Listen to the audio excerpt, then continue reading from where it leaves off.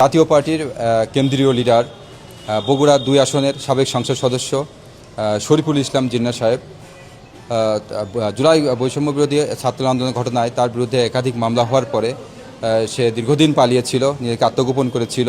তাকে গ্রেপ্তারের চেষ্টা আমাদের অব্যাহত ছিল।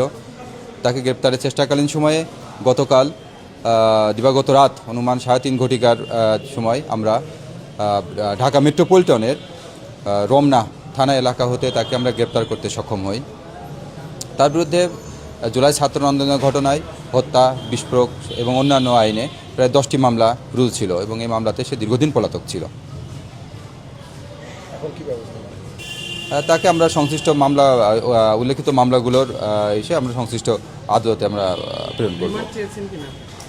এটা মামলা প্রসিডিউর, অবশ্যই রিমান্ড তাকে চাওয়া হবে এবং অন্যান্য তার কাছে আবেদন করা হয়েছে এটা এখন আমরা ডিসাইড করি নাই। আমরা আমাদের প্রয়োজন মতো তাকে আমরা রিমান্ড আবেদন করব।